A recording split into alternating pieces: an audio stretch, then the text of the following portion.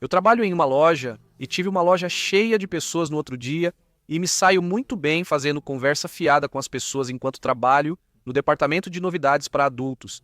E você precisa tornar isso o mais normal possível para que as pessoas se sintam bem o suficiente para se abrir com você e deixar você saber o que elas precisam ou estão querendo. Educação é parte do meu trabalho às vezes, assim como conversar com pessoas mais velhas. Adoro fazer alguém sorrir ou fornecer informações sobre um produto que eles talvez desconheçam. Esse cara era um caminhoneiro típico, entrando para escolher seus DVDs sem dizer muito. Eles me davam pistas para eu perceber que ele era um caminhoneiro. Todos eles usam fones de ouvido e dizem coisas como: "Cara, eu acabei de voltar deste lugar." Como eles têm alguém como você trabalhando aqui? Não, mesma coisa, pessoa diferente. Eu me acostumei com conversas fiadas e coisas do tipo com as pessoas. Ele estava perambulando pelos DVDs, e quando minha fila estava diminuindo, ele veio até minha plataforma para pagar, e claro, estava me falando sobre quais eram seus planos. Aparentemente, ele iria encontrar essa mulher na área de Dallas no dia seguinte, e ela tinha um filho, então ele estava um pouco cético em relação ao namoro online. Ele me disse que é a moda antiga. Ele deseja que ela se sinta à vontade para um encontro e ele iria até onde ela está. Enquanto ele conversa comigo, coloco seus DVDs na sacola pensando que seria isso. O discurso de ter um bom dia e tal que eu digo para todos, mas não. Esse cara decidiu ficar no meu balcão, na plataforma, e conversar comigo enquanto eu atendia os clientes da loja que queriam ir para casa. O cara me assustou um pouco no início porque parecia me seguir se eu estivesse tentando fazer algo na plataforma, como pegar algo do estojo para um cliente ou começar a falar comigo imediatamente quando via que eu não estava ocupado. Finalmente, o alarme de estranheza na minha cabeça dispara e eu mando uma mensagem de emergência para meu marido que estava em casa. Estou ficando assustado e ele me diz que está vindo e o cara ainda está na minha loja me seguindo. O que quer que eu faça, eu me movo para fazer algo e estou contando os minutos na minha cabeça até meu marido chegar. Ele eventualmente entendeu a dica que eu estava tentando fazer com que ele saísse pelas minhas respostas de uma palavra e não saio do meu lugar na plataforma e ele disse que estava saindo. Ele estacionou ao lado do meu carro. Note que temos apenas um pequeno estacionamento regular, mas ele vai da frente da loja até o lado do prédio. Ele pode estacionar em qualquer lugar, temos câmeras na parte de trás, então posso vê-lo movendo seu carro para o lado do prédio à vista dos meus carros, porque eu saí e o vi partir e agi como se fosse fumar. E voltei quando o vi entrar em seu veículo. Finalmente meu marido chega, é uma hora antes de eu terminar o trabalho. Peço para ele ficar por perto, por precaução, e conto tudo o que aconteceu e ele nem se abala. Eu saio do trabalho e conto ao meu colega o que aconteceu, e ele está mais assustado do que eu. Ele é um asiático de contas pequenas que parece incapaz de assustar uma mosca, e eu achei que ele ia se mijar de medo. Faço meu marido me seguir para fora, entrar no meu carro e trancá-lo em seguida. Eu nem mesmo espero meu colega de trabalho sair antes de acelerar e ir embora. Dirigi por um caminho diferente para casa, verificando periodicamente se não estava sendo seguido. Felizmente, nenhum de nós viu esse cara desde então. Mas agora eu sempre fico com medo de ser muito gentil com alguém, com medo de que algo aconteça que eu não pretendo.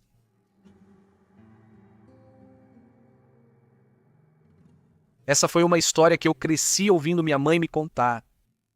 Eu era muito jovem quando isso aconteceu, com certeza antes dos meus 5 anos. Eu só tenho uma lembrança nebulosa do evento, especialmente porque minha mãe na época não queria me assustar. Algum contexto? Temos família por todo o país. Lembro-me de viajar muito de carro na infância para visitar parentes em outros estados. Então, nós conhecemos os prós e contras de viajar.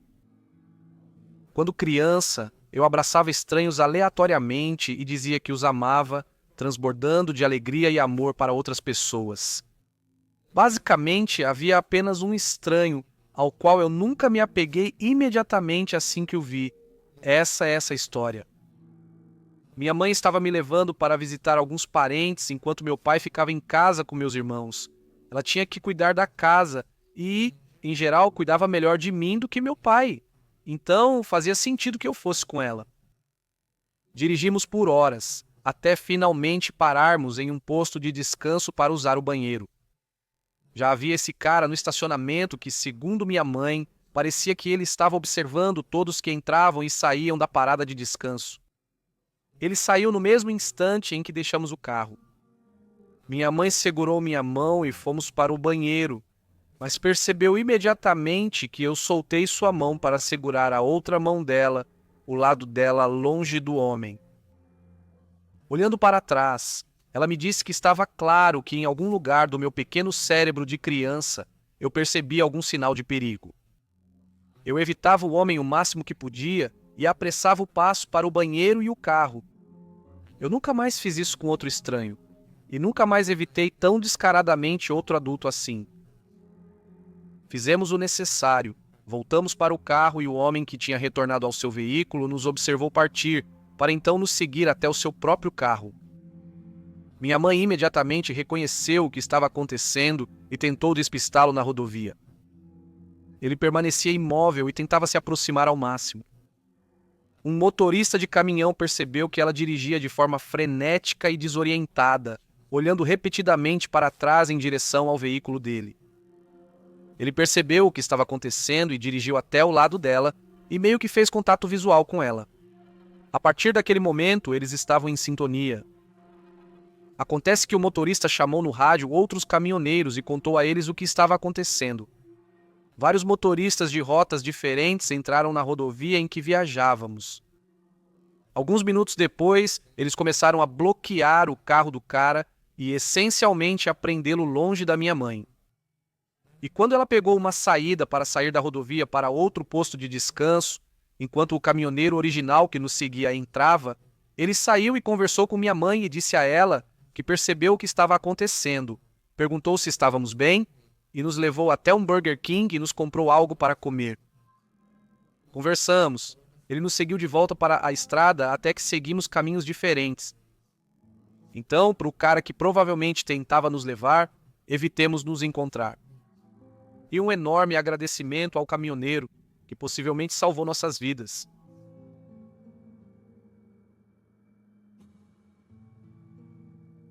Meu padrasto é caminhoneiro.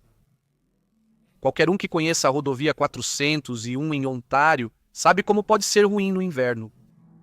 Ele estava indo para Ottawa após uma coleta em Toronto, e pouco antes de Kingston, outro caminhão tinha tombado cerca de 10 minutos depois de Kingston.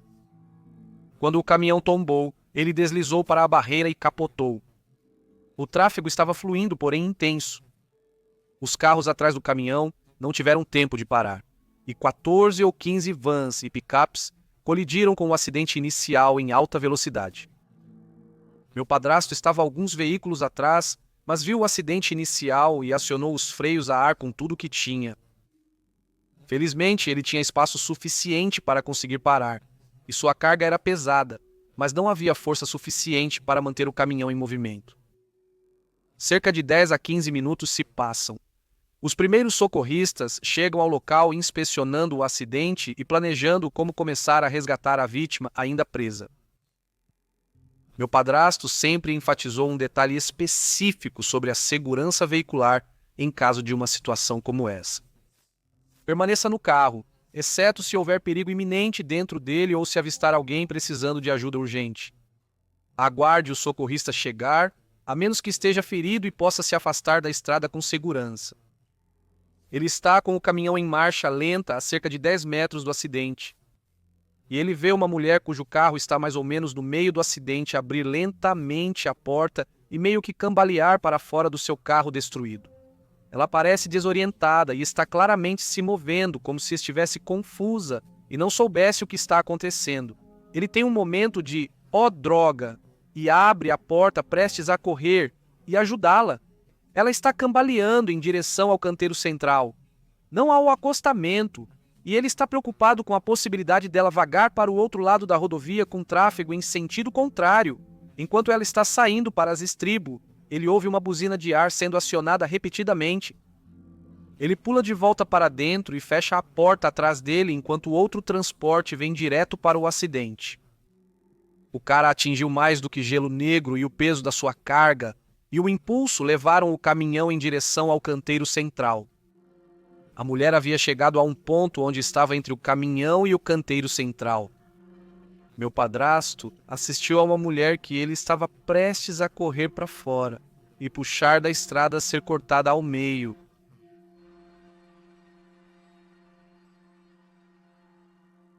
Isso aconteceu em março. Minha irmã e eu estávamos indo para um aeroporto para nosso voo das 6 da manhã para Orlando, Flórida, para visitar os estúdios Universal. Este incidente aconteceu entre 3 e 3:30 da manhã. Estávamos dirigindo na Interestadual quando nos deparamos com um caminhão semi-reboque. O caminhão semi-reboque está acompanhando o tráfego, então minha irmã decide não ultrapassá-lo, sabendo que eu realmente odeio estar ao lado de caminhões grandes porque tenho medo deles. Minha família já teve alguns sustos com eles, e eu, pessoalmente, conheço pessoas que perderam entes queridos em acidentes horríveis envolvendo caminhões. Por um tempo, ficar atrás do caminhão estava ok. Eu disse que estava acompanhando o fluxo do trânsito e estava tudo bem, mas então, cerca de 20 minutos depois, o motorista começa a fazer algumas coisas bizarras. O caminhão começa a frear ou começa a desviar para a próxima faixa. Não há literalmente nada na frente do caminhão, nem está tempestuoso, né? Era uma noite nublada, mas não ventava, não estávamos seguindo o caminhão muito de perto. Mas depois disso, minha irmã se afasta ainda mais, logo estamos longe do resto do trânsito, e somos só nós e o caminhão, ele ainda está freando aleatoriamente, quando de repente desvia da faixa e bate nas faixas de alerta. Finalmente eu digo: você pode ultrapassar esse caminhão? Ele está agindo de forma muito estranha. Minha irmã concorda comigo e começa a ganhar velocidade para simplesmente contornar o caminhão rapidamente e, enquanto ela sinaliza e muda de faixa, o caminhão acelera um pouco. Minha irmã não se deixa deter por isso e simplesmente pisa no acelerador. Quando chegamos ao lado da cabine do caminhão, o motorista toca a buzina, começa a piscar os faróis altos e acelera ainda mais, começando a desviar para a nossa faixa. Minha irmã pisa fundo e consegue colocar o carro à frente, embora tenhamos sido forçados a ir para as faixas de vibração para evitar sermos atingidos lateralmente por este caminhão. Ela continua indo rápido e, quando estamos a uma boa distância à frente dele, ela volta para a faixa e começa a diminuir a velocidade, mas então ela diz: sério, qual é o problema desse caminhão? Eu olho no espelho lateral e o caminhão está simplesmente acelerando, tentando nos alcançar. Minha irmã acelera novamente e ultrapassa os 135 km por hora quando conseguimos começar a nos afastar do caminhão, já que as placas de limite de velocidade são de 105 para caminhões e 110 para carros. Eventualmente, alcançamos o tráfego que nos havia deixado para trás com o caminhão e, a partir daí, nós conseguimos reduzir mais a velocidade. Mas com o caminhão ganhando velocidade em nós, passamos por eles. E quando o caminhão alcançou o tráfego, ele diminuiu bastante a velocidade e conseguimos perdê-lo. Já contei essa história para as pessoas antes, e elas sempre dizem: parece raiva no trânsito. Honestamente, não sei o que minha irmã e eu fizemos para irritar esse cara. Mas eu sei que esse caminhoneiro piorou ainda mais minha paranoia em relação aos caminhões semi-reboque.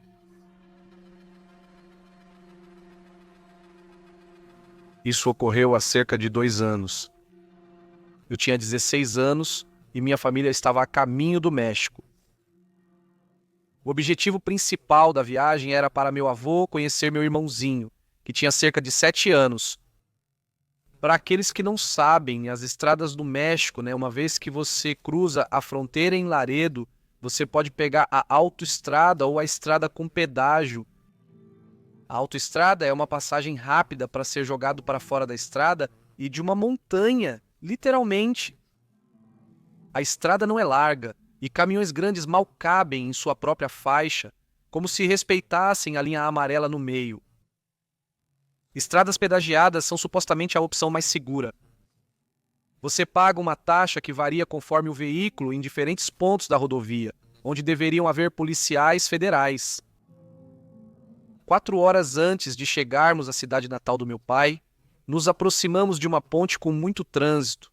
o que era estranho, já que o resto da estrada não estava tão congestionado.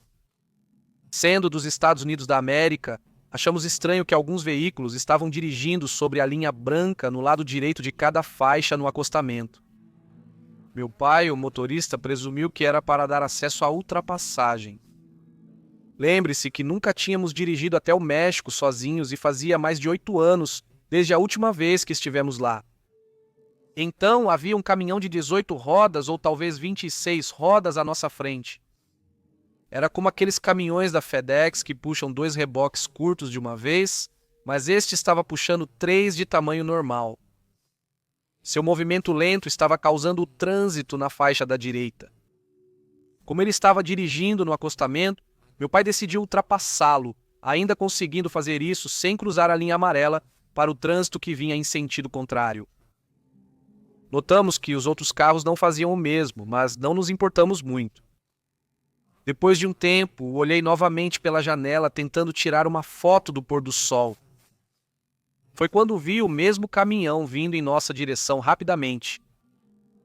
Congelei de medo ao ver essa coisa gigantesca de um caminhão vindo em nossa direção. Meus irmãos notaram que eu estava olhando pela janela e olhando para trás. Meu irmão mais novo, aos 13 anos, gritou para meu pai que ele precisava se mover, como se as coisas pudessem piorar. Havia trânsito na pista contrária, então não havia como ultrapassarmos o veículo à nossa frente. Minha mãe começou a entrar em pânico. Sua ansiedade, então, não diagnosticada, estava afetando-a e ela estava constantemente se virando em seu assento, gritando para meu pai que o caminhão não parecia estar diminuindo a velocidade. Meu pai conseguiu acalmá-la e nós nos recusamos a olhar para trás e alimentar a ansiedade. 3 minutos depois, meu irmão de 7 anos disse que o caminhão nos seguia de perto, piscando os faróis altos, com o motorista nos mostrando o dedo do meio e sinalizando para pararmos. Como num milagre, o trânsito esvaziava de uma saída e meu pai deixou o caminhão para trás. Mas 30 a 40 minutos depois, este mesmo caminhão passou voando por nós enquanto subíamos a ladeira. Ele tocou a buzina e voltou para a faixa correta, enquanto um pequeno carro branco subia a íngreme colina. Até hoje sinto calafrios ao imaginar o que teria acontecido se meu pai tivesse encostado. Eu sou um carteiro. Sim, muito interessante. Você se surpreenderia com a quantidade de coisas estranhas que nos acontecem. Já tive pessoas me seguindo enquanto eu entregava e tentando entrar no meu veículo de entrega para roubar coisas. Eu tive uma cliente que vomitou no meu carro depois que ela abriu um pacote que o marido dela enviou, que era para ir para a amante dele. Eu entreguei brinquedos adultos que caíram de suas embalagens frágeis. E eu já vi pessoas fazendo isso perto das minhas rotas mais isoladas, e elas não pararam por mim. Isso é comum entre nós transportadores contratados. Para aqueles que não sabem, transportadores contratados são entregadores de correspondência que compram um contrato para uma rota de correio que normalmente fica em uma área rural, pelo que eu entendo. Os jipes de correio sofisticados não conseguem atravessá-los, então usamos nossos próprios veículos para entregar o correio e somos pagos mensalmente dependendo do tipo de rota, quanto tempo a rota leva, e as coisas do dia a dia e o que os correios consideram justo.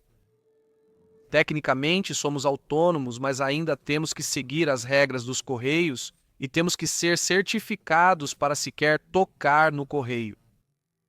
Mas é claro, estando nas áreas em que estamos na maior parte do tempo. Essas coisas estranhas que citei ocorrem constantemente. Essas coisas aconteceram comigo quando eu era um substituto, alguém que trabalha para um titular de contrato sem possuir a rota. Eu era pago pela pessoa que possuía a rota do próprio bolso. Agora, no entanto, sou o proprietário um tanto insatisfeito de um contrato de rota de 10 anos pela primeira vez. Eu possuo o contrato há cerca de 7 meses. É um trabalho bastante fácil. O trajeto leva cerca de 2 horas e meia para preparar e classificar o correio, e mais 3 a 4 horas para entregar em um bom dia. 5 a 6 dias muito atarefados. Não estou animado para ver como as festas serão nesta rota. O fato é que, antes de conseguir o contrato, eu não sabia o que estava disputando. As pessoas conseguem um contrato dando um lance para isso. A pessoa que está dando o lance dará um valor de salário mensal que ela acha que seria justo para a rota em questão.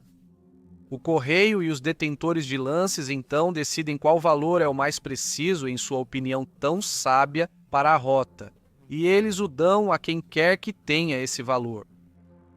Eu tive a sorte de conseguir, então eu recebo um pagamento muito bom que tecnicamente escolhi para mim mesmo. Tudo que eu sei das rotas é que ela descia para o vale. Eu moro em uma cidade desértica muito pequena, com algumas mini comunidades muito espalhadas. Essas áreas periféricas são onde a maioria das nossas rotas de contrato de escritório entregam. Minha rota vai 25 milhas fora da cidade, para muitas pequenas propriedades de rancho nas áreas mais próximas, e algumas propriedades solitárias bastante dispersas nas áreas mais distantes. Há muitas colinas e as estradas de terra por onde eu passo, é muito fácil se perder por lá se você não sabe para onde está indo. Há uma área em particular que passa por uma pequena floresta, aninhada entre um afloramento aleatório de colinas que leva à rodovia estadual.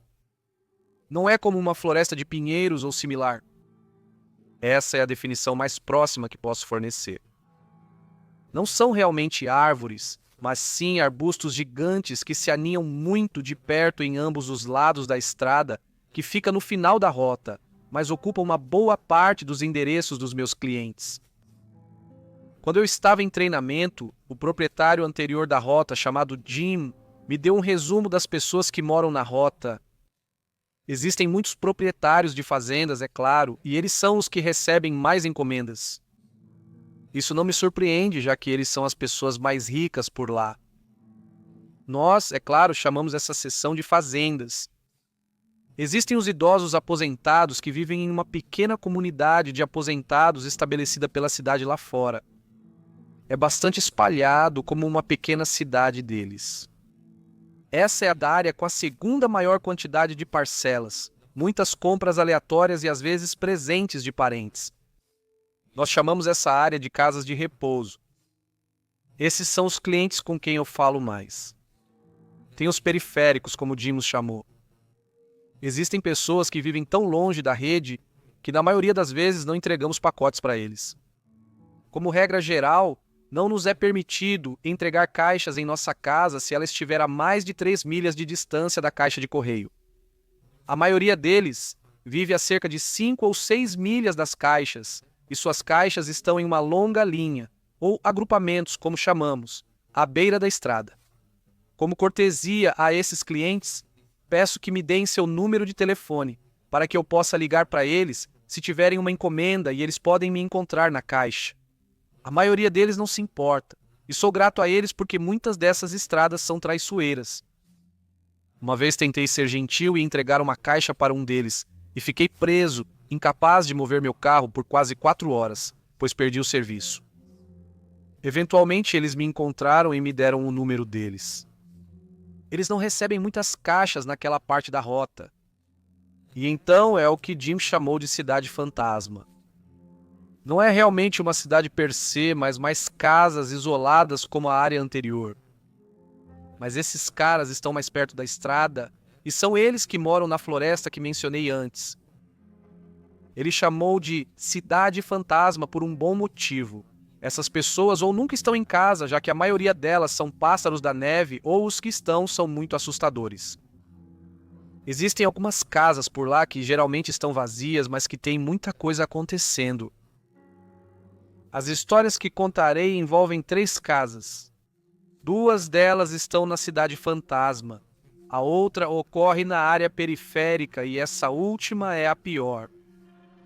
Há mais, mas estas são de longe as mais interessantes em termos de história e acontecimentos. Número 1.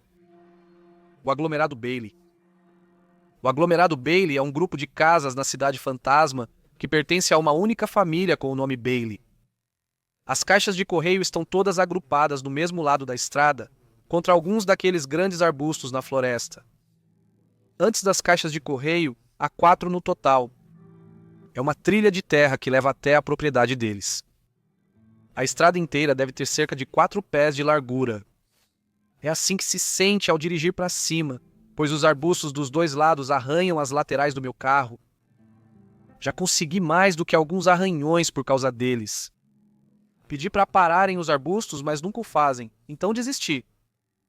Quando você chega à propriedade, se depara com um grande portão de ferro enferrujado de 6 pés de altura, com o nome Bailey feito de ferraduras e tubos dobrados soldados no topo. Como regra geral, se o portão estiver fechado, não devemos tentar abri-lo para entrar de carro. Na verdade, também não devemos entrar a pé se estiver fechado, exceto se o cliente tiver nos autorizado. Para os Baileys, eu saio e levo suas encomendas através do portão até a primeira casa, que não fica longe do portão. Tenho que afirmar agora, nunca encontrei essas pessoas pessoalmente.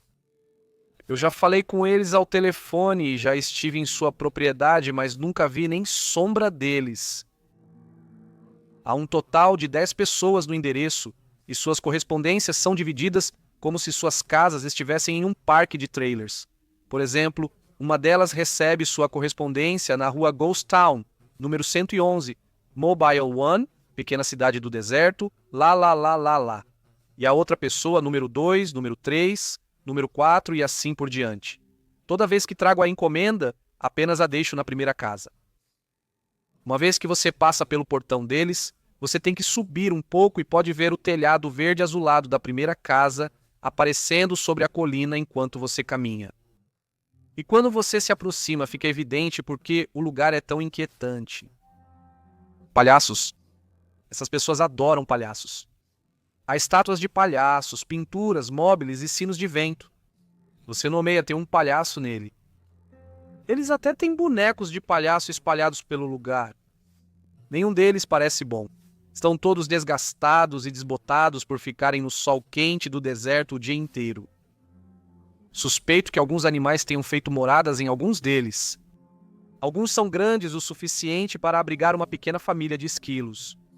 Eu sei que isso ainda não é bizarro, mas estou chegando lá, prometo. Mas você tem que admitir que isso é bem estranho.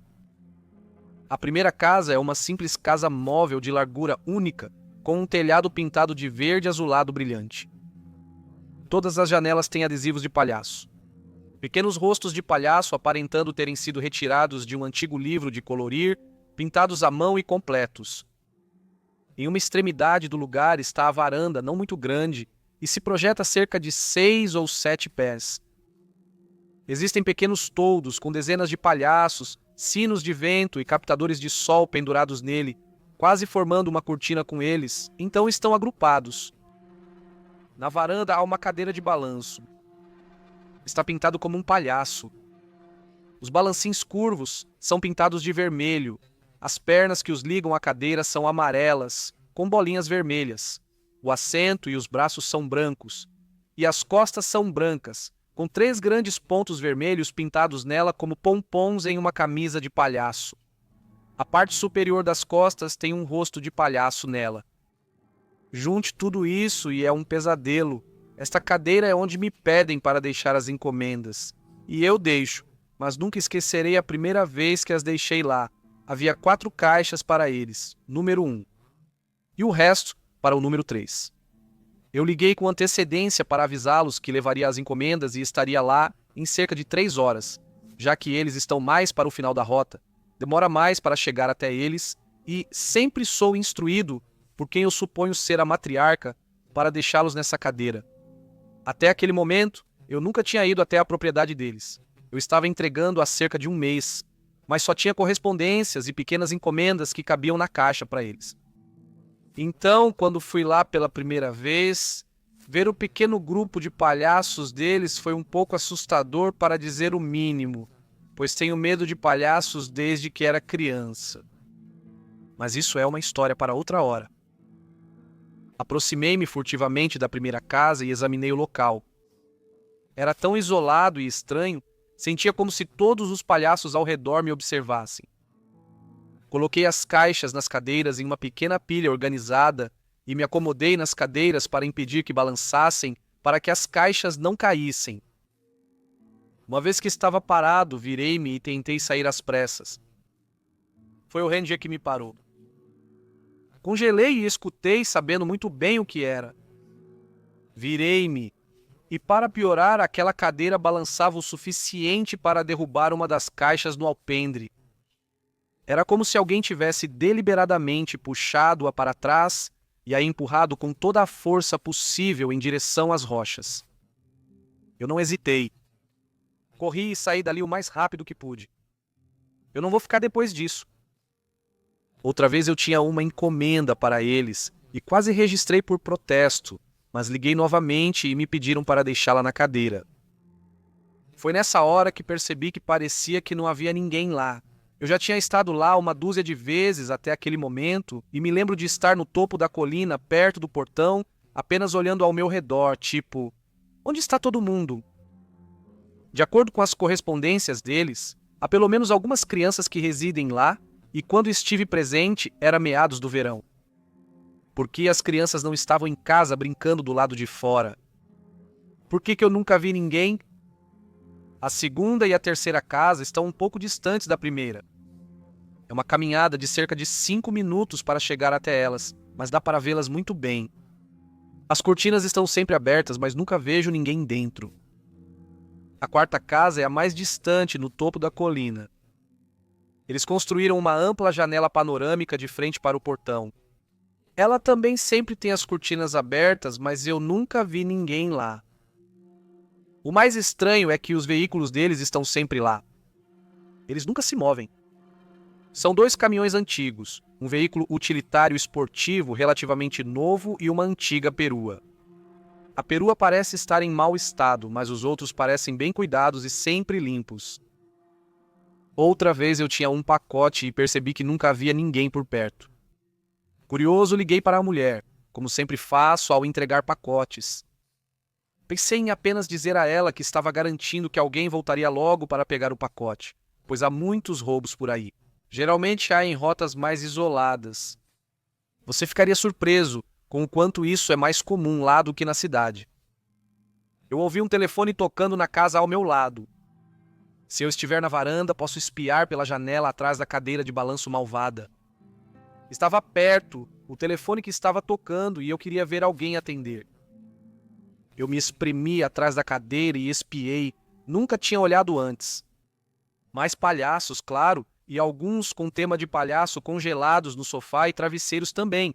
Em uma mesa lateral, claramente visível da janela, eu podia ver o celular iluminado com uma dama como identificador de chamadas. Ninguém atendeu. Mas quando eu saí, ela me ligou de volta. Ela tinha cerca de 5 minutos quando fez isso. Eu apenas disse a ela que queria ter certeza de que alguém estava em casa e ela disse que sempre tem alguém aqui. De acordo com o Jim, ele também nunca viu ninguém lá. A terceira e última coisa mais interessante que já aconteceu no agrupamento Bailey foi apenas no mês passado. Consegui uma caixa enorme para eles, tão grande que precisei de um carrinho para transportá-la. Eu liguei antes mesmo de sair dos correios para avisá-los, e a senhora com quem eu sempre falava me disse que pediria ao seu filho mais velho para me ajudar. Pensei, finalmente conhecerei um deles. Isso deve ser bom, certo? Eu chego lá, é o meu último pacote, e então eu estava livre para passar rapidamente pelas mais de 50 caixas restantes. Eu tenho um total de 670 caixas na minha rota. Eu vou para trás, puxo o carrinho, deslizo a caixa para fora dele e começo a arrastá-la até o portão. Eu olho em volta. Claro, ninguém me encontrou. A senhora me disse que ele estaria me esperando na varanda da primeira casa e quando me visse, desceria para ajudar. Da varanda dá para ver bem o portão, mas eu nunca via meu carro dela. Então, buzinei por precaução caso ele também não me visse. Ninguém desceu.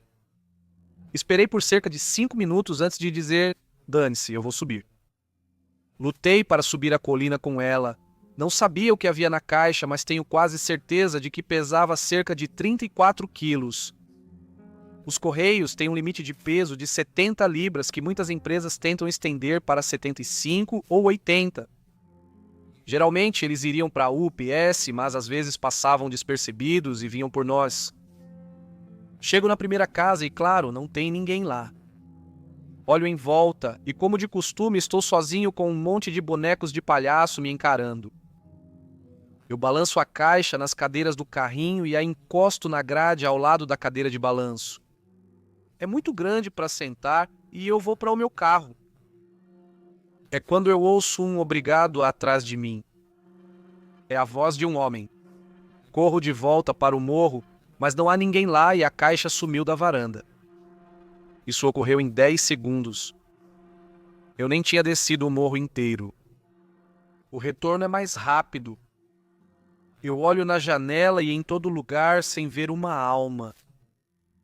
Eu odeio ir para o Cluster Bailey e acabo indo lá muitas vezes.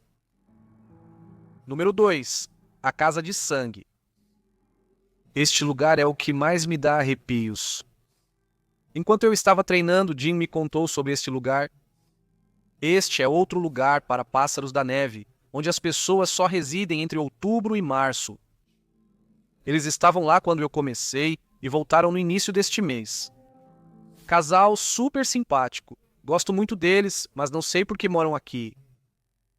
Jim me contou que, no início dos anos 90, quando começou a trabalhar nos Correios, o cara que fazia as rotas antes dele contou a história.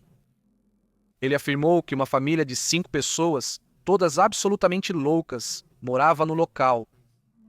A mãe tinha esquizofrenia e, aparentemente, abusava das crianças por causa das vozes. O pai não era melhor. Ele era um bêbado inútil que apenas assistia enquanto sua esposa machucava as crianças. Uma noite, o filho mais velho, de 18 anos, estava farto de como foram criados e tentou fugir com seus irmãos. A mãe tentou impedi-los e o garoto perdeu a paciência. Ele matou seus pais e pintou as paredes com o sangue deles.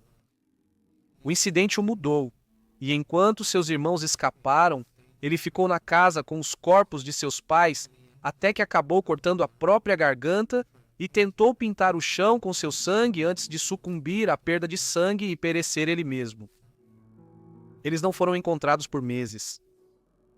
O lugar foi esvaziado e demolido e reconstruído, e o cara que construiu a nova casa se sentiu compelido a pintar a casa de vermelho. Não é um vermelho ofensivo, mas é muito vermelho, se isso faz sentido. Não há uma longa entrada para este lugar.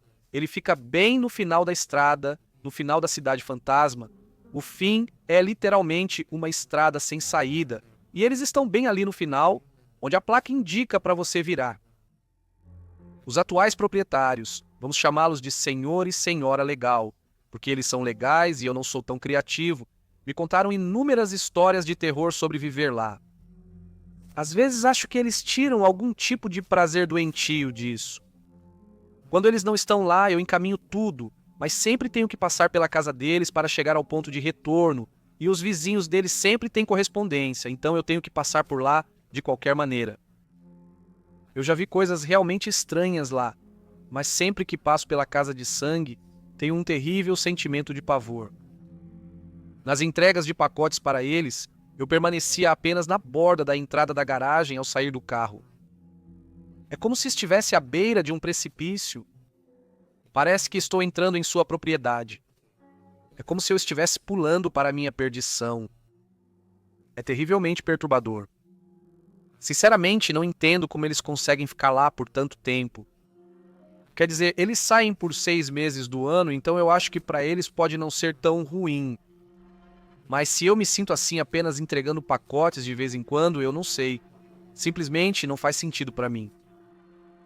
A senhora Nice me disse para sempre observar a terceira janela da fila da esquerda, porque foi lá que o filho enlouqueceu e onde ele gosta de sentar. Ela o chama de Tommy, mesmo não sendo seu nome verdadeiro. Mas ela sente que isso combina com ele, falando sobre ele como se fosse seu próprio filho. Acho que ela sente pena dele. Ela acredita que a alma dele está presa por causa de todas as coisas terríveis que ele fez. Quando ela me contou pela primeira vez, minha reação foi de recusa. Mas um dia a tentação me venceu e eu olhei. Quando você está na caixa de correio deles, pode ver todas as janelas. A casa é um lugar longo de um andar com 6 janelas, 3 de cada lado da pequena porta da frente. Claro, a casa é vermelha com o acabamento e a porta todos brancos. A janela mencionada é a que fica ao lado esquerdo da porta da frente. Então olhei e não acreditei no que vi. Eu não vi uma aparição de corpo inteiro ou algo assim, mas eu com certeza vi um rosto. E parecia tão angustiado, como a máscara feliz e triste que você vê para drama e teatro. Parecia a máscara triste apenas presa. Eu pisquei e o rosto de repente sumiu e a cortina que estava aberta estava fechada. Em outra ocasião, eu caminhei até a casa para deixar um pacote na porta. O simpático casal estava ausente naquele dia. O caminhão deles não estava lá, então decidi colocar o pacote na parte de trás e deixar um bilhete na caixa deles para avisar, já que eu não tinha o número deles naquele momento. Quando eu andei pela parte de trás, coloquei o pacote sobre a pequena cerca no quintal. Depois que fiz isso, me virei e senti que esbarrei em alguém. Mas não havia nada na minha frente. Nada além de ar. Mas juro que senti alguém na minha frente. Eu não queria avançar. Era como se uma parede invisível tivesse se erguido diante de mim. E enquanto eu não podia vê-la, eu sabia que se eu fosse mais adiante, eu me machucaria. Eu apenas me sentia oprimido e estranho. Na verdade, eu recuei para dentro da casa e deslizei ao longo da parede até a frente. E qualquer força invisível que estivesse lá, eu senti como se ela me seguisse. Na verdade, comecei a chorar, porque senti como se houvesse uma pessoa apenas se pressionando contra mim enquanto eu me movia, como se estivessem tentando me forçar a voltar. Assim que cheguei à borda da casa, corri para o carro e acelerei, chorando na maior parte do caminho de volta. Porque era tão aterrorizante. Ao contar à senhora Nice, ela mencionou que Tommy costuma fazer isso. Ele intimida as pessoas. E ele faz isso com o Sr. Nice constantemente, ao que parece. Por volta da terceira semana, após os Nice partirem para sua casa de verão, passei pela casa e jurei que vi alguém parado na caixa de correio. Mas não era sólido, era como um contorno borrado de uma pessoa, e quando me aproximei enquanto passava, a cabeça parecia virar comigo enquanto eu dirigia, me observando. Eu não gosto de passar pela casa, estou feliz que eles voltaram para o inverno, me faz sentir um pouco mais à vontade, saber que eles estão lá, mas ainda não gosto da ideia de entregar pacotes para eles, pois não quero estar perto do Tommy. E claro, deixei a pior casa por último, a casa dos olhos da colina. Eu odeio essa casa. Esta é a que não está na Cidade Fantasma. Esta está na seção anterior, na periferia. Estas são as casas que estão tão espalhadas, que geralmente não trazemos encomendas para elas, porque estão muito longe. Mas essa casa é uma exceção, porque está a menos de 1 quilômetro do aglomerado de caixas, onde eles recebem suas correspondências. Essas pessoas nunca estão em casa. Jim me disse que aparentemente eles são muito rudes e hostis. Ele me instruiu a apenas ir até o portão deles e se eles tiverem um pacote, sempre trago o correio junto ou eles vão ligar e reclamar. Deixe o pacote na cesta que fica pendurada na cerca deles com o correio em uma borracha e vá embora. Ele disse para nunca demorar lá. Ele disse que se eu fizesse isso, eles ficariam hostis. Faço como me mandam, mas felizmente eles raramente estiveram em casa. Mas algo está. Eu sei que isso soa clichê, mas é verdade. Eu não conheço a história do lugar em si, apenas que essas pessoas são aparentemente os maiores idiotas do mundo. 2 homens moram lá, irmãos, pelo que o Jim me contou. Eles têm uma pequena granja de galinhas e vendem seus ovos regularmente na loja de ração da cidade. É comum ver as galinhas deles perambulando pelas estradas que levam à casa. A própria estrada mal é uma estrada. É mais como uma pequena trilha acidentada, mas é a única maneira de chegar lá. E eu sei que já disse isso, mas Deus, eu odeio ir lá. Eu chamo de casa os olhos da colina, porque está situada entre 2 grandes colinas e muito, muito longe as colinas parecem olhos, e a casa parece a boca, além da aparência do lugar. Parece algo do filme Os Olhos da Colina. Há equipamentos de açougue por toda parte, facas e cutelos ensanguentados, correntes e ganchos. Eles também têm vacas, mas acho que guardam a carne para eles mesmos. O cheiro é simplesmente atroz. Sempre cheira a morte. Para ser honesto, não me surpreenderia se esses caras cometessem assassinatos lá e só açougassem vacas. Quando eles fazem desculpas para o cheiro de morte, toda vez que eu vou lá, algo acontece. Eu estive lá 6 vezes para entregar encomendas, então vou relatar cada incidente. A primeira vez foi cerca de 3 meses depois que comecei a entregar. Fiz como me disseram, amarrei o correio com uma borracha e segui para casa. Leva uns bons 3 ou 4 minutos. É em torno de uma curva, e então é quando você vê as outras 2 colinas entre as quais a casa está situada. A casa principal tem uma cerca ao redor com um portão, mas toda a propriedade tem uma cerca externa sem portão, pela qual eu passo. Quando você está contra o portão, o lugar parece muito menor do que é por estar repleto de lixo. Todas as coisas de açougue, esculturas de metal aleatórias, um monte de móveis desgastados, lixo, alguns crânios de vaca aqui e ali, e então a própria casa. A casa é apenas um pequeno trailer que foi cimentado no chão, então não é mais móvel. Uma rampa improvisada que também serve de varanda que fica contra a porta e leva ao portão. É aqui que fica a cesta para pacotes. Em toda essa área cercada. São galinheiros e outras áreas cercadas para os animais. É fedido, estranho e assustador por lá. Eu apenas joguei a caixa e o correio na cesta e virei para sair. Eu não queria ficar de jeito nenhum. Quando cheguei ao meu carro, olhei no meu retrovisor e vi um homem parado atrás do meu carro, mas quando coloquei minha cabeça para fora para pedir que ele se movesse, não havia ninguém lá. Claro, eu não queria ficar mais um segundo. O segundo incidente foi mais próximo do anoitecer. Foi outro dia super pesado e eu não queria sair lá fora. Enquanto eu me aproximava, vi alguém parado na janela da casa. Presumi que era um deles vendo quem chegava. Tenho ímãs de carro no meu carro que dizem USPS, então as pessoas sabem quem eu sou. Pensei que ele os teria visto e ficaria mais tranquilo sabendo que era um pacote chegando, não um estranho. Mas à medida que me aproximava, a figura na janela se distorcia até desaparecer por completo. Eu não queria sair do carro. Eu só queria ficar ali, jogar o pacote e o correio pela janela. Depois de reunir coragem, corri do carro até a cesta e quando estava prestes a sair, estava quase no meu carro quando ouvi essa risada alta e estridente. Parecia que estava bem ao lado do meu carro, como se alguém estivesse ali. Orei para não ter que voltar por um tempo. 2 meses depois, tive que voltar com 4 grandes caixas para eles. Hoje foi um dia bem tranquilo. Eu estava entregando pacotes muito rapidamente, então estava feliz com isso. Eles estão mais ou menos no meio do caminho, sendo um ponto médio para mim. Fui até a casa e fui recebido por um grande touro no quintal.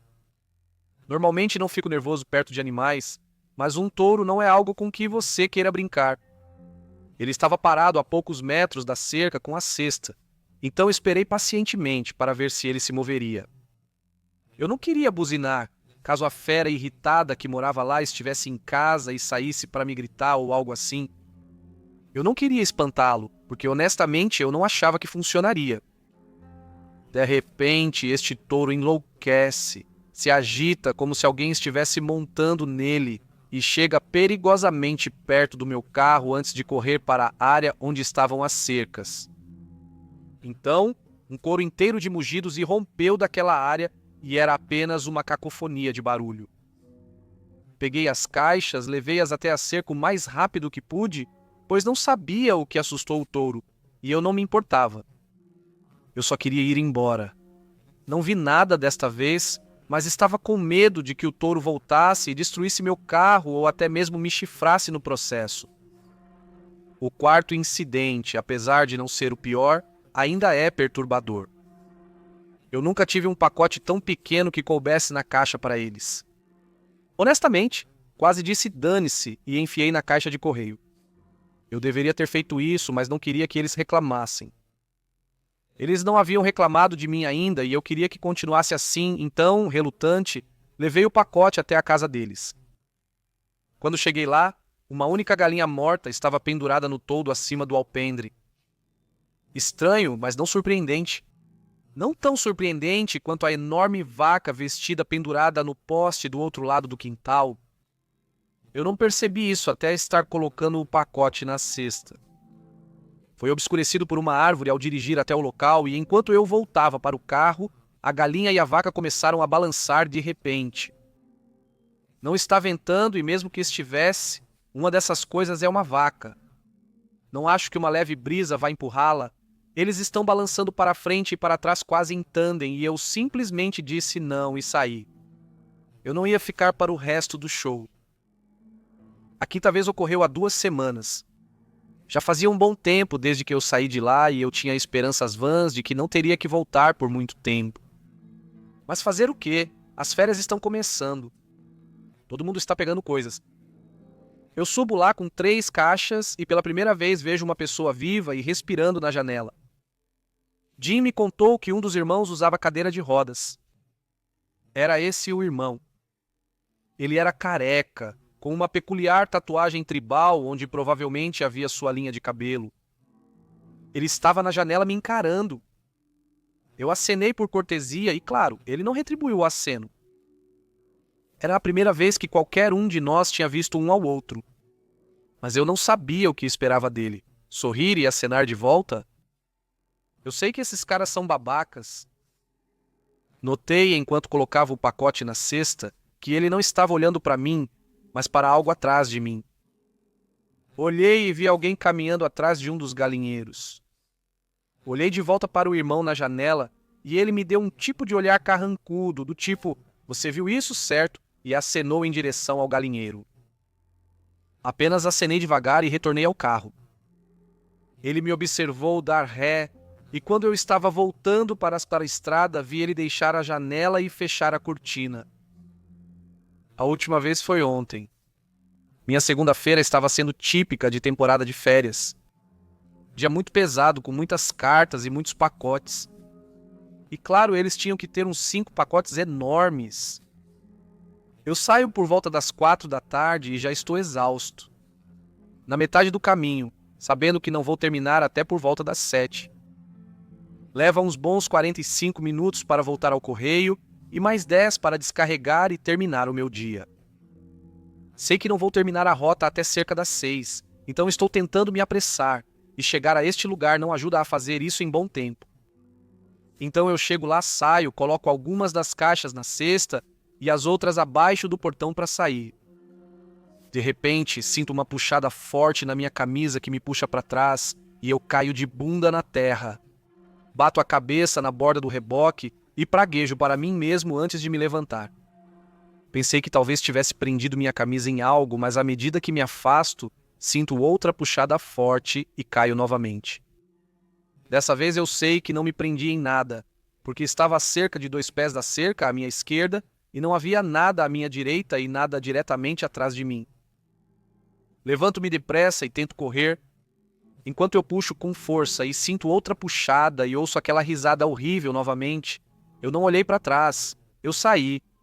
Ainda converso com o Jim de vez em quando conto a ele sobre esses incidentes, ele diz, sim, aquele lugar é assombrado mais do que alguns dos outros. Eu acho que na opinião do Jim, toda a rota está amaldiçoada. Existem, como eu disse, outros lugares por aí onde coisas estranhas acontecem, mas esses são os que eu acho mais assustadores. Depois do pequeno incidente de ontem na casa Os Olhos da Colina, eu senti que queria compartilhar essas histórias com alguém além do meu marido. De qualquer forma, estou em um contrato agora. Então, se isso é o melhor dos últimos 7 meses, tenho certeza que terei muito mais histórias nos próximos 10 anos. Esse cara era um caminhoneiro na Austrália, dirigindo aqueles enormes trens terrestres pelas longas e extensas estradas do interior. Essas são viagens seriamente longas e naquela época todo motorista que queria fazer a entrega a tempo ultrapassava suas horas máximas. Como você pode imaginar, você fica muito cansado e era comum ouvir os motoristas falarem de alucinações.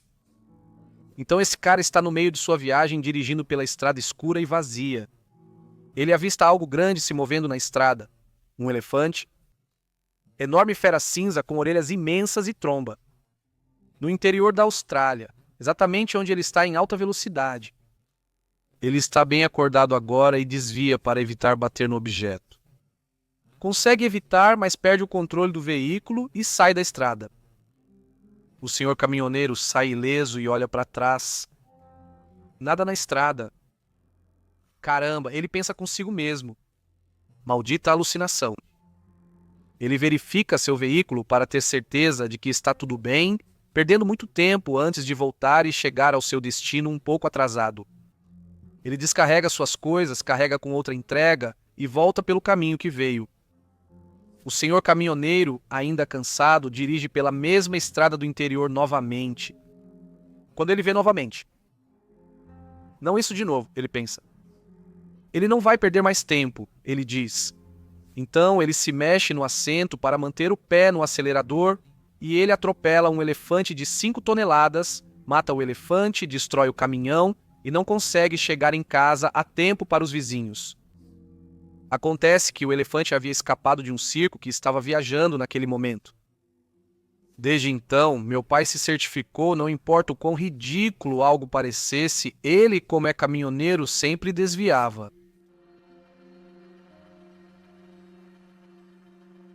No meu primeiro ano como caminhoneiro, eu era bastante ingênuo sobre o que acontece em postos de caminhões e áreas de descanso. Não sabendo que o mundo ao meu redor pode ter alguns lugares bastante terríveis. Dito isto, levei uma carga para Nova York rumo à savana. Com as horas que me restavam, planejei parar para minha pausa em Jessup. Cheguei enquanto o sol ainda estava alto, por volta das 6:30 da tarde, e não pensei muito no meu entorno, então entrei para comer. Após a refeição, saí e vi literalmente 60 mulheres caminhando por toda parte. Tive que adivinhar que elas tinham entre 18 e 75 anos. Fui abordado pelo menos 15 vezes no meu caminho de volta para o meu caminhão, e não parou por aí.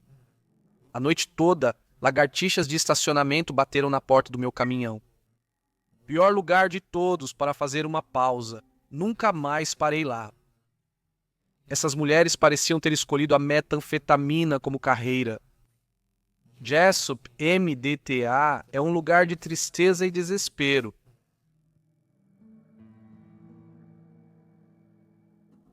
Eu fui ao posto de gasolina com um colega de trabalho para abastecer. Quando eu estava a caminho de entrar, essa mulher com cabelos longos, vermelhos e emaranhados não parava de me encarar. Eu até disse, boa noite, senhora, quando entrei. Quando entrei, virei e olhei, e ela ainda estava encarando. Então, continuei com meus afazeres, peguei uma bebida e preparei um cachorro quente. Quando vi que ela ainda estava encarando, virei para o meu colega de trabalho e disse a ele que ela estava sendo estranha. Meu colega de trabalho apenas respondeu que ela estava apenas admirando minha beleza, tão sarcástico quanto alguém poderia ser. Ele percebeu depois que ela estava agindo de forma estranha comigo. Ao sair, alertei o balconista sobre o grande problema que eles enfrentavam. Há lagartos de estacionamento lá constantemente, e mencionei sim, ela tinha fugido com pessoas e estava lá há 3 dias antes deste.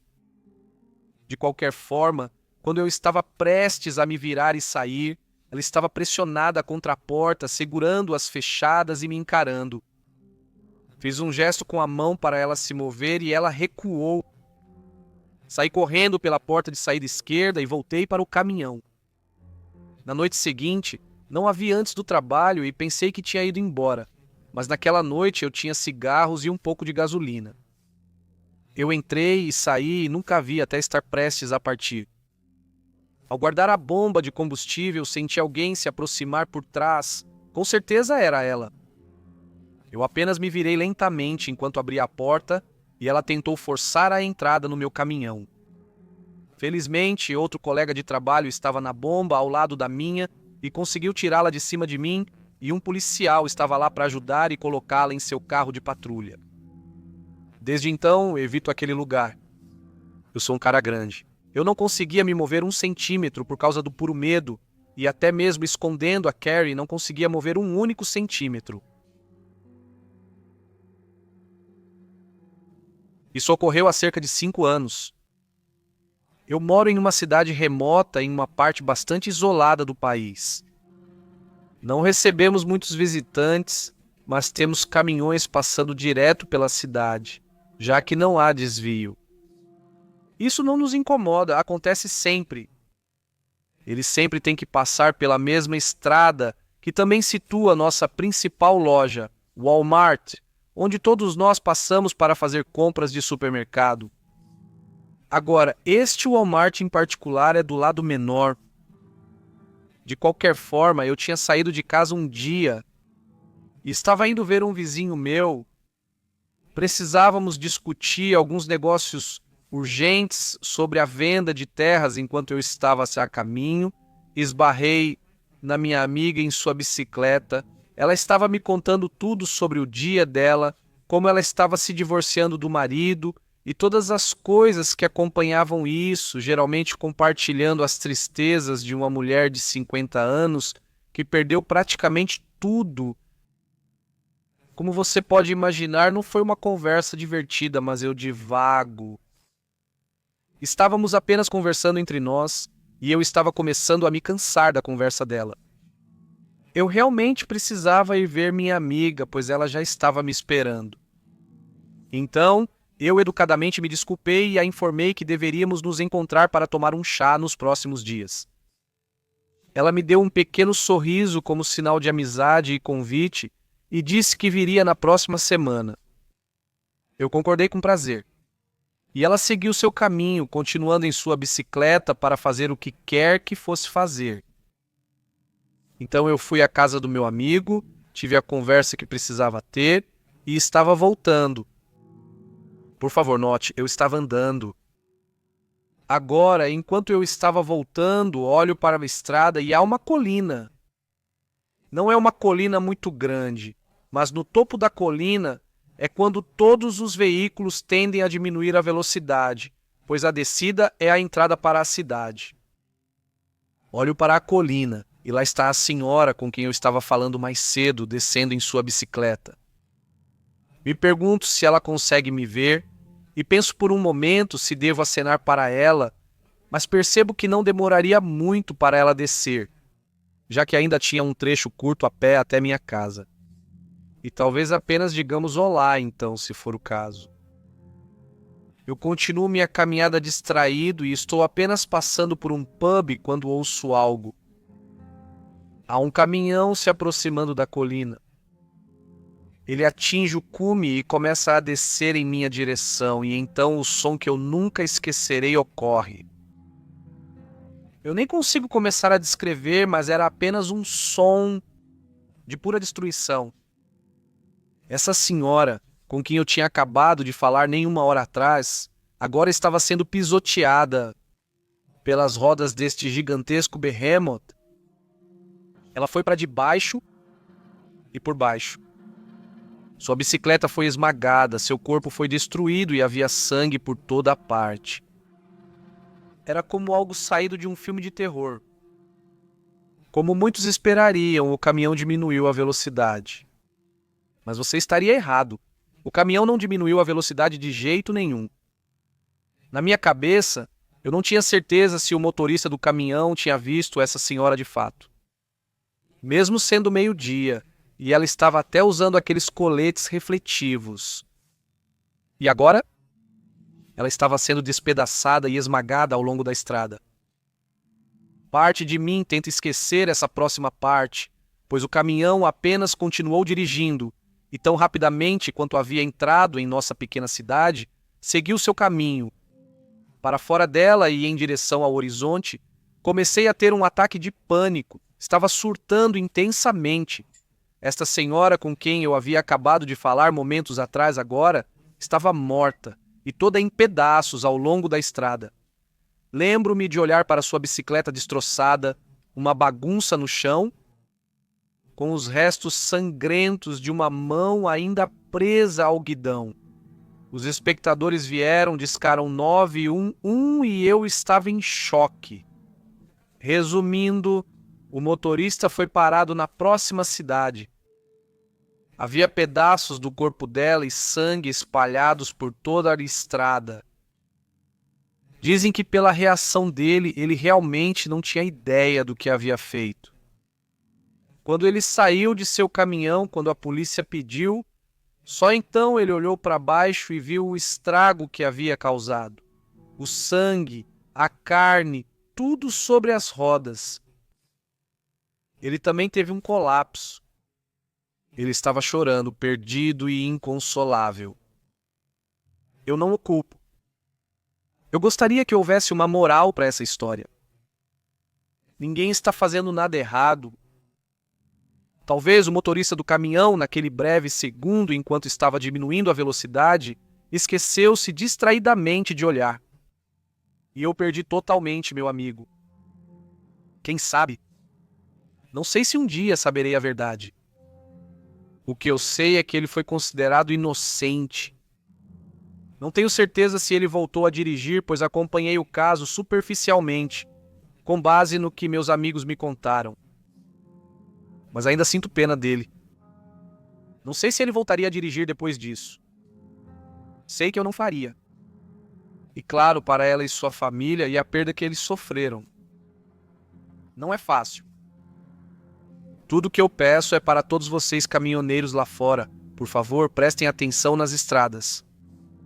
Nunca exceda suas horas e dirija com responsabilidade. Acho que é o máximo que podemos pedir. Essa história aconteceu no final de 2014. Eu sou uma mulher da Austrália, baseada no sudeste de Queensland e, na época, era motorista de caminhão. Eu transportava cavalos por todo Queensland, Nova Gales do Sul e Victoria. Para dar algum contexto, naquela época do ano, muitos cavalos tinham que ir para o Vale do Hunter, no centro de Nova Gales do Sul, para a temporada de reprodução, e havia duas estradas principais que eu pegava. A primeira estrada é a New England Highway, uma rota direta para o sul até o Vale do Hunter, com pouco menos de 700 quilômetros. Tem uma boa superfície de estrada, mas tem muitas colinas e cidades para subir, descer e atravessar, tornando difícil para os cavalos nas curvas e as constantes mudanças de velocidade. A outra estrada ficava um pouco mais a oeste e cerca de 50 quilômetros mais longa que a de New England, mas era a que eu preferia viajar, pois era principalmente plana o caminho todo e metade do número de cidades para diminuir a velocidade, tornando mais fácil para os cavalos do meu caminhão. Quando o problema aconteceu, eu estava voltando para casa. Então, indo para o norte na estrada oeste. Havia sido um longo dia. Mas eu tive algumas horas de sono e uma xícara de café com o almoço. Era por volta das 3 da tarde e eu estava apenas saindo da cidade de Nibiri, aproximadamente na metade do meu trajeto.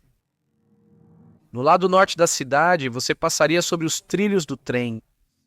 Há um grande viaduto, e eu me lembro de passar sobre os trilhos e começar a acelerar para o sinal de 100 km por hora, quando as coisas começaram a cintilar e eu pude ouvir um zumbido suave nos meus ouvidos.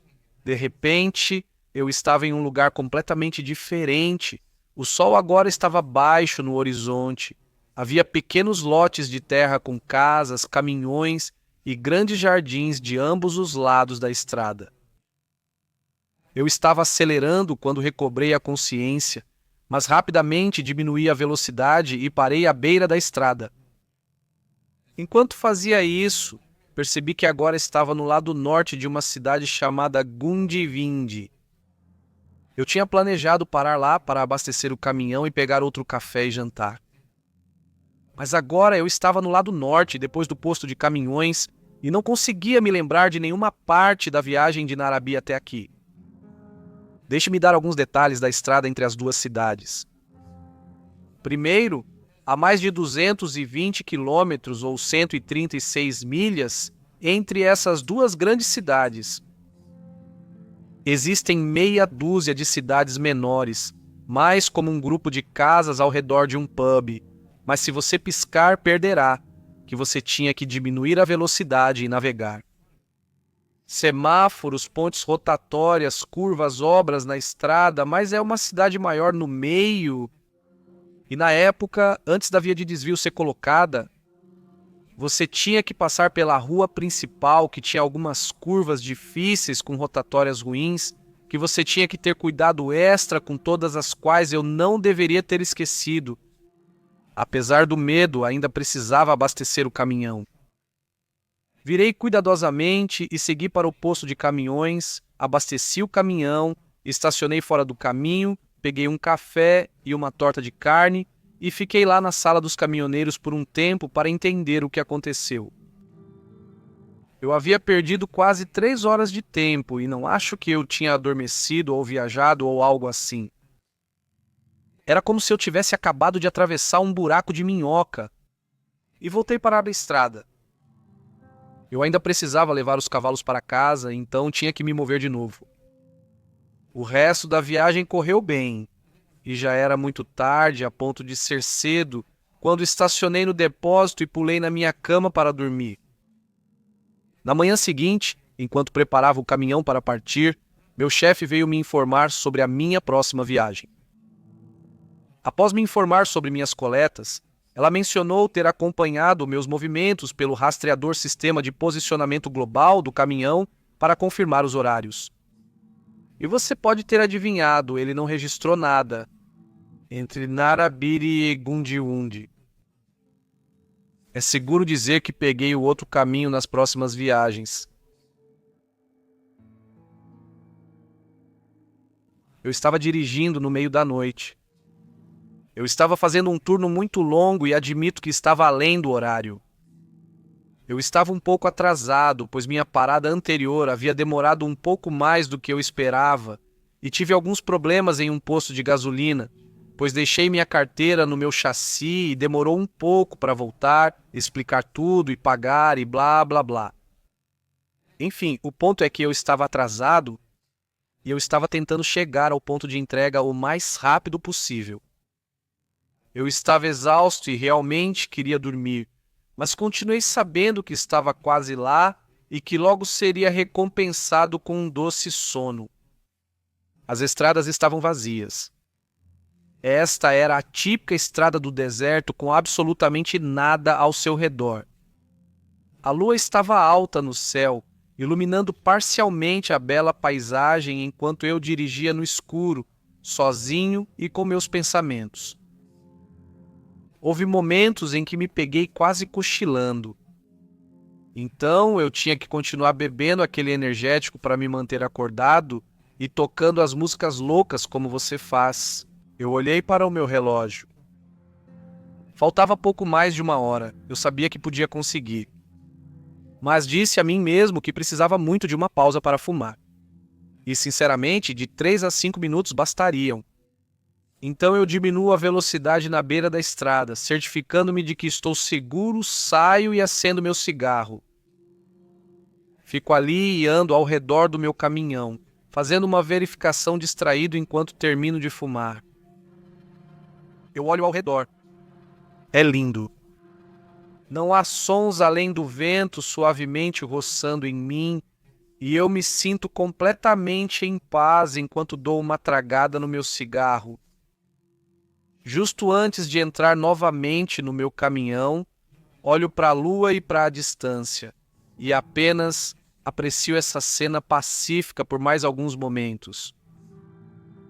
É quando eu ouço. Eu ouço alguém, pelo menos acho que é alguém à distância, parece vozes à distância. Será que é um carro com as janelas abaixadas? Eu afino meus ouvidos. Está vindo do deserto, não da estrada. Olho para fora e vejo algumas luzes apontando à distância. Elas parecem estar se aproximando. Começo a ficar assustado. Luzes no deserto não são uma coisa boa. Lentamente volto para o meu caminhão e ligo o motor deste ponto de vista mais alto. Olho novamente, as luzes definitivamente estão vindo para cá. Eu presumi que eram carros, mas ao olhar para eles por mais alguns momentos, percebi que certamente não poderiam ser. O caminho estava todo errado. Eles estavam indo para todos os lugares. Parecia impossível um veículo motorizado balançar tanto. E mesmo assim continuavam se aproximando. Estimei agora que eles devem estar a cerca de 1 milha de distância. E eu realmente não estava a fim de ver o que aconteceria quando eles chegassem. Eu comecei pelo meu caminhão. Mas ele não ligava. Era como se estivesse morto. Tentei várias vezes, mas ele não ligava. Eu estava começando a ficar apavorado. Meu caminhão quebrou no meio do nada. Não só eu iria perder minha entrega, mas essas luzes assustadoras estavam me apavorando. Eu olhei para o lado. Elas estavam se aproximando. Um crescente sentimento de pânico e urgência me invadiu enquanto eu continuava a mexer nas chaves, tentando e tentando novamente para fazer essa coisa funcionar. Nada. O medo me dominou. Estava chegando ao ponto em que eu estava aceitando meu destino, que eu seria levado por alguma força sobrenatural. As luzes, a chegada delas era iminente. Elas estavam ficando cada vez mais brilhantes, e assim que se aproximaram da estrada, passaram voando e continuaram pelo deserto. Eu virei minha cabeça e eles continuaram indo. Eles não eram carros. Eu nem mesmo sei o que eles eram. Como luz pura, apenas saltando pelo deserto a velocidades impossíveis. Eles continuaram e continuaram. Fiquei olhando para eles por cerca de 2 minutos, grato por não terem ficado por perto. Tentei girar a chave mais uma vez e meu caminhão ligou. Naquele momento, eu estava com tanto medo que poderia ter chorado. Não perdi tempo em dirigir muito acima do limite de velocidade e chegar ao meu destino a tempo. Não tenho certeza do que era, mas o medo e a adrenalina me deram o impulso necessário. Não precisei tomar nenhum gole de Monster na volta toda. Sempre fui um pouco solitário, por isso a ideia de ficar preso em um caminhão sozinho era incrivelmente atraente para mim ao escolher carreiras. Eu realmente gostei de ser caminhoneiro e fui um nos últimos 40 anos. Há uma história que sempre vem à mente. E essa é a história de Sally agora. Nas minhas rotas de caminhão, eu geralmente encontrava lagartos de estacionamento, essas mulheres nojentas apenas esperando para te atacar. Foi em um desses lugares, quando eu estava jantando, que eu encontrei Sally. Tenho certeza de que ela era uma dama da noite. E quando nos conhecemos pela primeira vez, ela também estava oferecendo seus serviços. Mas eu disse a ela para se sentar e apenas conversar comigo por um pouco se ela não se importasse em fazer companhia a um homem velho. Ela aceitou e nós jantamos e fizemos uma conversa educada e apenas falamos sobre as vidas um do outro, de onde viemos, o que nos motivou, por que estamos onde estamos hoje. Honestamente, eu estava apenas solitário e gostei de ter a companhia e ouvir sobre a vida trágica dela. Eu dei a ela $50. No final da refeição, eu disse que tive um bom momento, dei a ela uns 50 pelo tempo dela e segui meu caminho. Isso se tornou uma coisa recorrente. Sempre que eu passava por lá, eu sempre entrava, jantava, e se a Sally estivesse por perto, a convidava também. Não se preocupe, eu já não a pagava mais. Mas ficamos bem amigos. E ela me contou todas as notícias e fofocas da área. Quem veio, quem foi, qualquer notícia interessante. E, realmente desenvolvemos uma amizade próxima. Agora, apesar de sua escolha profissional, ela me disse que tinha um namorado que morava nesta cidade. Mas ela nunca me disse o nome, apenas que ele estava confortável com a escolha de carreira dela, embora nem sempre, e disse que ele poderia se tornar violento. Eu tentei me distanciar disso. Não queria me envolver com o namorado dela ou algo assim. Eu só queria uma conversa educada quando estava por perto. Um dia, porém, ela parou de aparecer. Depois de cerca de 2 meses, Finalmente perguntei a outra pessoa se eles tinham visto a Sally por aí. Demorou um pouco, mas uma das outras senhoras disse que ela havia desaparecido e que ninguém a via há bastante tempo. Então era isso. Minhas conversas com Sally desapareceram, mas toda vez que eu passava de carro e parava, eu desejava que Sally entrasse pela porta para que pudéssemos nos atualizar em uma boa conversa como costumávamos fazer. Mas nunca fizemos isso. Eu estava sentado naquele mesmo restaurante, comendo e assistindo as notícias na televisão, quando algo apareceu. Eles encontraram os restos de uma mulher no fundo de um desfiladeiro. Meu coração caiu no estômago. Eu sabia quem era. Eu não precisava de confirmação. Nas semanas que se seguiram, eles combinaram o DNA dela. Era a Sally mesmo. Ela foi estrangulada, esfaqueada e jogada, deixada para morrer. O que ela fez? Foi o namorado dela, o namorado com tendências violentas. Vi seu rosto pela primeira vez na foto de preso das notícias. Como alguém pode ser tão cruel? Eu não sei o que aconteceu com ele. Não acompanhei o caso o suficiente. Espero que ele tenha tido o que mereceu. Eu não sou caminhoneiro, mas namorei uma garota que era. Ela fazia rotas curtas, mas ocasionalmente tinha que levar cargas para um armazém fora do estado. Quando ela fazia isso, eu geralmente a acompanhava. Paramos neste posto de caminhões abandonado e desagradável, bem na fronteira entre Novo México e Texas para abastecer. Depois de abastecidos, entramos para ver se conseguíamos algo para comer. O interior deste lugar parecia algo saído do Fallout, prateleiras principalmente vazias com latas cobertas de poeira espalhadas aleatoriamente, e caixas velhas de uma coisa e outra. Luzes piscando e fazendo aquele som de ping. Nenhuma alma encontrada. Pegamos alguns sacos de batatas fritas e esperamos perto do caixa. Depois de fazer algum barulho e esperar talvez 5 minutos, nós devolvemos as coisas e saímos. Cercando o caminhão dela estavam cerca de 10 caras que pareciam muito assustadores. Lembrando que eu tinha deixado minha arma no caminhão, meu estômago afundou.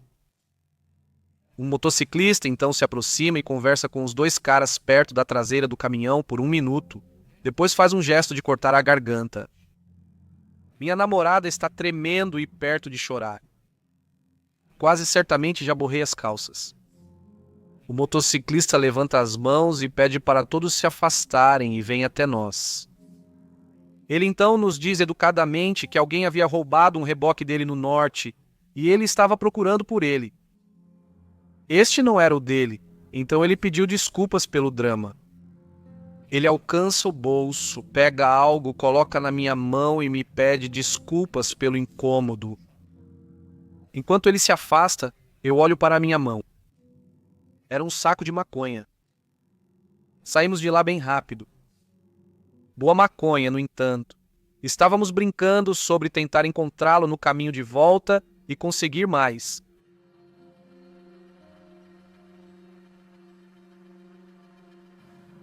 Meu avô era um policial estadual e um detetive de acidentes. Eu tenho 2 histórias interessantes de caminhão dele. Um grupo de universitários dirigindo distraídos nas férias de primavera bateu em um caminhão semi-reboque. Ele disse que quando chegou, 3 deles estavam fora do carro e um deles estava sentado atrás no banco do passageiro. O teto do carro tinha sido bastante danificado, com a maior parte dos danos sendo do lado do passageiro do carro. O ombro do passageiro estava ferido devido ao acidente e todos choravam. Então, ninguém estava realmente cooperando quando meu avô perguntou sobre o 4º indivíduo. Meu avô se aproximou do carro para ver se o 4º cara precisava de alguma ajuda. E ele disse que de trás e à esquerda ele parecia bem. Mas quando ele chegou à frente, todo o lado direito da cabeça desse cara estava destruído. 2. Quando eu era mais jovem, eu estava ajudando meu avô a mover seus antigos arquivos da polícia. E eu estava vasculhando suas antigas fotos e arquivos e me deparei com um cara claramente morto deitado na estrada. Foi bastante horrível. Eu perguntei sobre a foto e ele disse que o caminhoneiro tinha adormecido e caído de seu caminhão e se atropelou cortando-se ao meio. Era meio do inverno, então ele congelou no chão. Meu avô disse que eles basicamente tiveram que raspá-lo do chão. Eu não sou caminhoneiro, mas ouvi uma história louca de um amigo meu quando éramos muito jovens. Há um grande posto de caminhões na cidade em que vivemos e estávamos tirando nossas carteiras de motorista e eles tinham que fazer treinamento na estrada com um instrutor de direção. A cidade é pequena o suficiente para que os instrutores conheçam muitos dos policiais da cidade. E, quando meu amigo passou pelo posto de caminhões, eles notaram um monte de carros de polícia e veículos de serviços de emergência. Eles pararam para cumprimentar a polícia e um deles informou ao instrutor de direção que um motorista ficou bêbado e perguntou se eles poderiam mostrar às crianças o que acontece com as pessoas que bebem perto de maquinário pesado. Ele me disse que um motorista se embriagou seriamente e desmaiou atrás de um caminhão.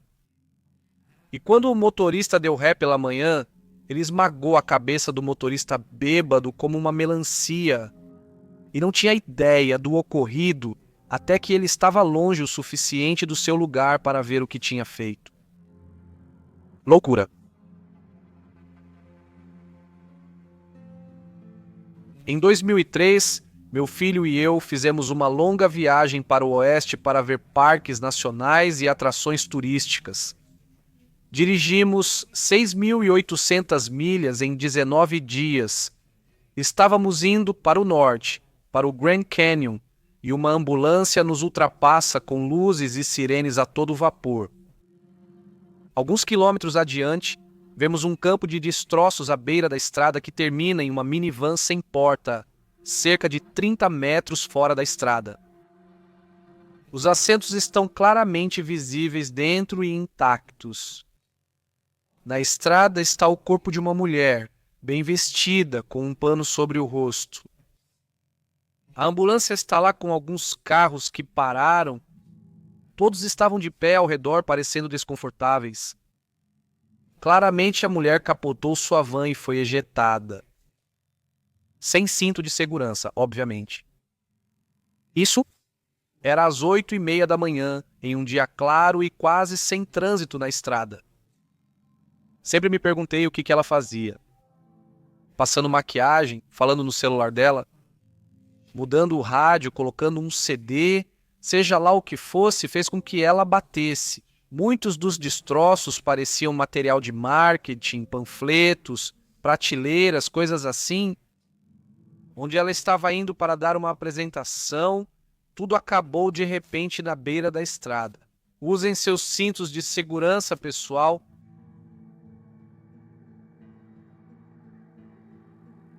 Minha mãe, rigorosa e sem frescuras, era motorista de ônibus de uma escola secundária difícil na cidade e eu tive que ir com ela depois de uma consulta médica um dia. Eu tenho mais histórias do que apenas esta. 2 garotos de 17 ou 18 anos começaram a brigar no fundo do ônibus e começaram a puxar facas e eu apenas balancei minha cabeça. Eu sabia o que ia acontecer. Ela parou o ônibus, marchou até o fundo, pegou esses garotos e os jogou para fora do ônibus sem pestanejar. As facas foram confiscadas pela minha mãe e as autoridades foram contatadas. Pelo menos a maioria das cargas que os caminhoneiros transportam não pode reagir. Ela me ensinou tanto sobre respeitar caminhões grandes, ônibus e veículos na estrada quando estava aprendendo a dirigir. Dê a eles espaço, respeite seus pontos cegos. Esses caminhões precisam de espaço. Então, se você ver um tentando virar, dê a eles algum espaço para manobra. E não se aproxime da linha. E saiba que alguns deles estão dirigindo um carro manual. Eu não posso agradecê-la o suficiente. Todos usem seu maldito cinto de segurança. Eu passei por um acidente na I-240 em Memphis alguns anos atrás. Meu pai estava no banco do passageiro e estávamos nas faixas no sentido norte. Na faixa, no sentido sul, pressionado contra o motorista estava um Ford F1 50 branco e cerca de 6 carros de polícia atrás dele. O Ford estava completamente destruído. À medida que nos aproximávamos do acidente, notei um corpo pendurado na janela do motorista, coberto por um cobertor. Os braços estendiam-se de debaixo do cobertor e o sangue estava espalhado ao longo do lado do caminhão branco. Era uma cena miserável. Meu pai mexia no celular naquele instante, e ele notou que eu diminuí um pouco a velocidade quando passamos por esse acidente. E ele começou a olhar para cima. Eu disse: "Não, pai, não olhe." Mas já era tarde demais. Ele viu o corpo e o sangue. E nós dirigimos em silêncio todo o caminho de volta para casa. Foi uma experiência sombria. Nenhum de nós falou sobre isso novamente. Usem seus cintos de segurança pessoal. Cerca de 20 anos atrás, eu estava indo para Snowshoe na I-80, na Pensilvânia. Um caminhão de plataforma passou por mim e depois que ele ficou cerca de um quarto de milha à minha frente, as luzes de freio acenderam e ele começou a desviar para todos os lados e acabou no canteiro central, em pé, mas com a cabine virada para o lado do motorista. Acontece que ele atingiu um urso que passou pelo para-brisa. O urso sobreviveu e entrou em modo de ataque. Eu e mais 2 motoristas chegamos a tempo de ver este urso se debatendo dentro da cabine e atacando esse cara. Atrás de nós havia um policial rodoviário estadual. Ele correu até o tronco, puxou a porta do passageiro e atirou 2 vezes no urso. O urso se virou e começou a ir em direção a ele. E ele descarregou nele. O cara estava todo rasgado. E não, ele não conseguiu.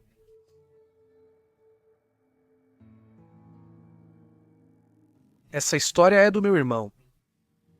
Ele estava em uma parada de descanso uma vez e viu essa mulher de meia-idade em um Jeep rosa com 4 a 5 cachorros pequenos passeando com eles. Ele continuou com sua rotina, entrou em seu caminhão e voltou para a rodovia. Alguns minutos depois, na estrada, a mulher e seus cachorros passam voando por ele.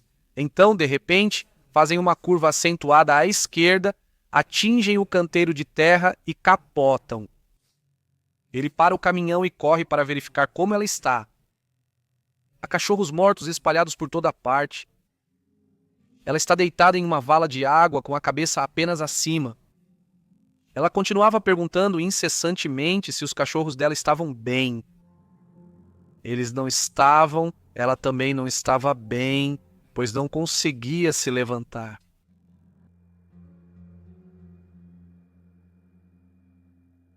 Meu pai é caminhoneiro e me ligou muito chateado uma manhã, cerca de 7 anos atrás, dizendo que uma garota da minha idade, pois eu tinha 16 anos, estava batendo na janela dele às 5h10 descalça e obviamente drogada. Ela tinha poucos dentes ou nenhum, parecendo não tomar banho há semanas. Ela estava implorando para que meu pai permitisse que ela prestasse serviços sexuais para ele em troca de $10. Isso o deixou tão chateado que ele comprou para ela um chocolate quente e um sanduíche, deu a ela seu cobertor do caminhão e $50 e realmente esperava que ela não usasse isso em drogas. Acho que ele lembrou de mim quando a viu. Eu não sei. Isso realmente o abalou. Eu não sou caminhoneiro, mas trabalho para uma empresa de frete less than truckload muito grande. Um dia específico, há alguns meses atrás, estávamos processando cerca de 15 mil pacotes em nossa estação, quando recebemos um e-mail do centro sobre um reboque que iria se atrasar. Maravilha! Então começamos a nos preparar para este reboque atrasado e então, cerca de 1 hora depois, recebemos outro e-mail dizendo que o reboque não apareceria pois houve um acidente. Imaginamos que a rodovia estava fechada e o reboque não chegaria tão cedo. Acontece que o caminhão à frente do caminhão que puxava nosso reboque tinha um tambor de freio solto. Ele caiu, quicou no chão e foi direto pela janela, matando o nosso motorista. Instantaneamente. Eu estava dirigindo para o norte em Utah, indo para Brigham, para entregar uma carga. Eu passo por Ogden e começa a chover como uma tempestade do Texas. Também aconteceu de ser 8 da noite e estar completamente escuro lá fora. Aconteceu de eu passar pelo local de um acidente onde um senhor estava pendurado na janela do lado do motorista de um Tacoma dos anos 90, com um lençol branco mal cobrindo-o e coberto de sangue. A cabeça dele estava apenas meio presa ao corpo. Os pneus do caminhão estavam carecas como o inferno, e dado o poste em que o caminhão estava enrolado, era óbvio o que aconteceu. Usem seus cintos de segurança, pessoal, e fiquem seguros. Eu não quero ver outra semidecapitação. Meu avô era caminhoneiro e disse que nos anos 60 era praticamente o Velho Oeste nas estradas. Outro caminhão estava dando problemas para ele e quase o tirando da estrada e coisas do tipo. Bem, sendo como era naquela época, ele sacou o velho 45 e disparou algumas balas no reboque para se vingar. Funcionou, mas ele acabou na cadeia, pagou fiança e fugiu daquela cidade. Ele foi caminhoneiro a vida toda e tem um monte de outras histórias, mas essa me marcou mais.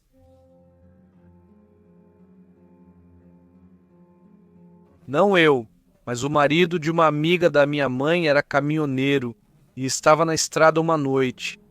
Ele estava dirigindo e vê carros parados na beira da estrada, mas não pensa muito nisso, já que é bastante comum ver. Bem, a porta se abre e um cara pula na frente do caminhão dele e se mata. O amigo da minha mãe perdeu o emprego por causa do cara e ficou muito abalado. Se você ver um carro parado na beira da estrada, mude para a faixa mais distante assim que possível. Não apenas pela segurança de outras pessoas, mas pela sua também. Um caminhoneiro atingiu intencionalmente o tio do meu melhor amigo que estava em uma motocicleta. O caminhoneiro revistou seus bolsos, pegou sua identidade e suas placas e o deixou para morrer na estrada. Mesmo estando irreconhecível devido aos ferimentos, ele estava consciente e implorou ao caminhoneiro para deixar alguma identificação para trás, para que sua família não ficasse se perguntando o que aconteceu. O caminhoneiro riu e foi embora. De alguma forma ele sobreviveu, mas ficou paralisado do pescoço para baixo. Curiosamente, o pai do meu amigo também é caminhoneiro. O mundo foi muito cruel com aquela família. Eu estava entregando jornais de manhã quando cheguei a uma rua que estava bloqueada pela polícia.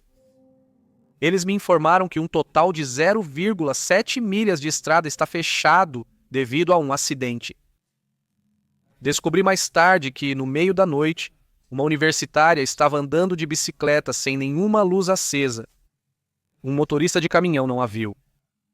Ele também não percebeu quando a atropelou e acabou arrastando o corpo dela até onde estava indo. A polícia havia bloqueado um trecho de 1,1 quilômetros de estrada porque estava espalhado com partes do corpo.